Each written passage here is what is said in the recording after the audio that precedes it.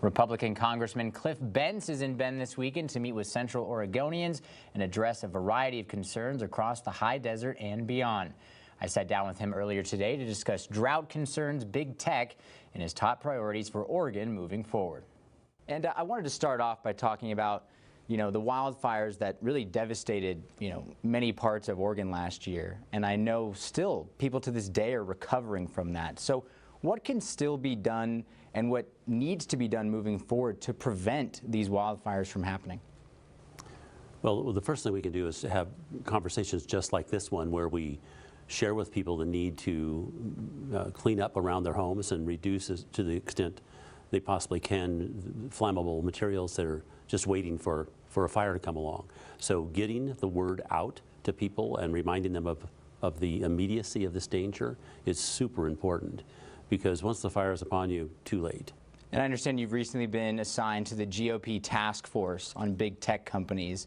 So where would you draw the line between freedom of speech and a big tech company being able to come in and have the right to remove someone from their platform? Right. So the challenge, of course, is that big tech companies are in a position now to control the message. And if you're going to be in a position to control the message, then the immunity that Section 230 affords those companies should be managed more carefully. And this is not to say that it should be taken away, because if you take away that immunity, then all of a sudden maybe you won't see anything on these platforms. So yes, I'm very happy to be on that. I don't, that subcommittee, or actually it's a task force formed up by we Republicans in anticipation of our taking over in next time around in the 118th Congress. And I hope we do.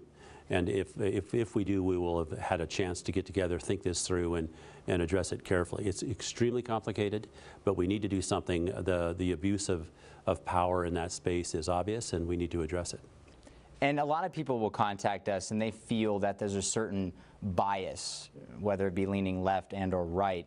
And so you, being a Republican congressman, do you feel that that sentiment is warranted by people who say there's a bias against conservatives and conservative ideas on these social media platforms? Well, there's no doubt about the bias. It depends on which platform you're choosing. But yes, there is a bias. Is this something we should do something about? Well, I think so, but we need to be doing it correctly within the parameters of our First Amendment. We need to be careful, and so I'm happy to be in a position to enjoy those conversations. But it's a serious issue, and it needs attention. But there is a bias. And for you, moving things back to Oregon now, obviously you have a million different things, that you're thinking about every day, and a lot of people coming to you asking you different things.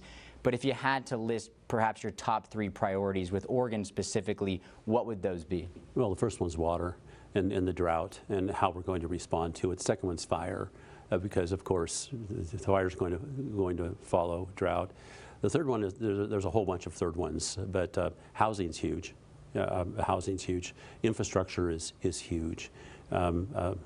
Getting everybody vaccinated is huge. Those that want to, and suggesting to people that this is something they should do if they want to protect themselves.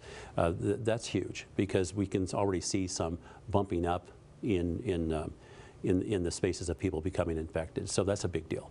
But the first one obviously is drought, and it's by the way, it's 70 million people are affected, and that's why I went on my first appearance on the floor of the United States House was to talk about exactly that, and then we've had several hearings on it. Which I'm the ranking member of Water, Oceans, and Wildlife, and I was able to prompt the chair of that subcommittee into holding hearings on drought. So now, finally, it's starting to get some national attention. In the last year or so, we've seen some groups, activists, if you want to call them that, trying to break away from Oregon in terms of voting and try to join what they're calling Greater Idaho. So does that concern you, that there's that amount of people that feel as though their voice is not being heard? Well, of course, it's real. There is an absolute division between the urban and the rural folks in Oregon, or I should say Portland. The approach that folks in Portland are using is not what you're seeing in in many of the towns around Oregon, and I would say also many of the towns close to Portland. The lack of law and order in Portland is just really unfortunate. That's the nicest way I can put it. And those kinds of things do not play well out in the rural areas. And so I do not blame people for saying, let's go someplace where A, we're listened to, B, we're understood, and C, people aren't trying to take stuff away from us. I'm glad you brought up the Portland situation, because we've heard from so many people that, you know, that was a huge area of concern for them. They felt like people were getting away with something, and as you mentioned, sort of a breaking down of law and order. And then you look at the events of January 6th, and people say, well, the media hyped that situation up, but why aren't they giving the same attention to what's happening in Portland? So do you think the amount of attention the January 6th situation got was validated, or do you think we sort of looked at the Portland thing and pushed it aside? Well, they both deserve attention. What happened on January 6th was a travesty. It should never have happened. There was a huge breakdown in the security around the Capitol. It should never have happened. We do not want that happening in our capital, but we don't want it happening in Portland either. So both deserve attention. The sad thing in Portland is that the police are losing faith in the district attorney and others to actually prosecute crime when it happens.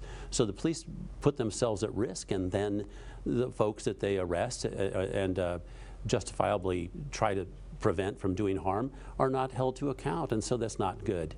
And so it means that then folks just aren't going to that want to serve as police in Portland. And you know, and that breakdown of order, if you don't have order, you big trouble for everybody, and that's why folks are now avoiding Portland. It's really sad. I went to law school in Portland, wonderful town, beautiful place, and it's so sad to see what a lack of having law enforcement will do. It's not good.